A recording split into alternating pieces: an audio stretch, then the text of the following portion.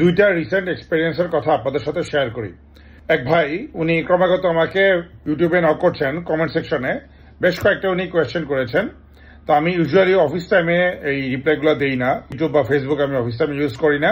চেষ্টা করি বাসায় এসে রাতের বেলা যখন একটু ফ্রি হই তখন আমি কমেন্টসের কোয়েশ্চেনগুলোর রিপ্লাই দেওয়ার চেষ্টা করি। তো ওনার কোয়েশ্চেনগুলো ছিল এরকম যে কত ডলার কানাডায় বায়োমেট্রিক ফি লাগে, ভিসা ফি লাগে, ইত্যাদি ইত্যাদি। তো আমি বেশ কয়েকটা কোয়েশ্চেনের ওনাকে রিপ্লাই দিলাম।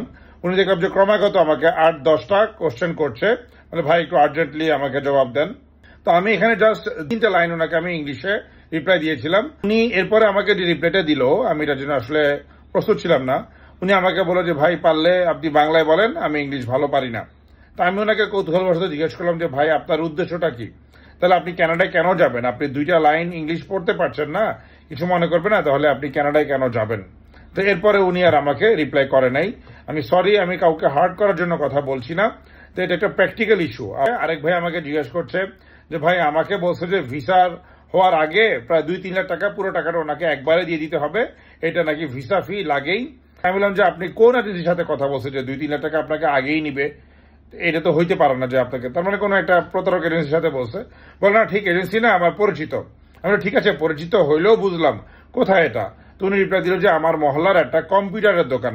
তুমি অবস্থায় এসে দাঁড়াইছে যে মহল্লার কম্পিউটার অপারেটর, মহল্লার এইসব দোকানে গিয়েও আমরা ভিসার জন্য অ্যাপ্লাই করছি, এবং সেই মহল্লার কম্পিউটার অপারেটর ভাই ওনাকে গ্যারান্টি দিচ্ছে যে কানাডার ভিসা করে দিবে।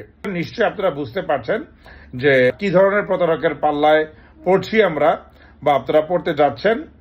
তো আশা করি একটু সাবধানে থাকবেন ভাই, অনেক কষ্ট করে যাবেন, দোয়া করি কানাডার ভিসা হোক, ঘুরে আসেন, দেখেন।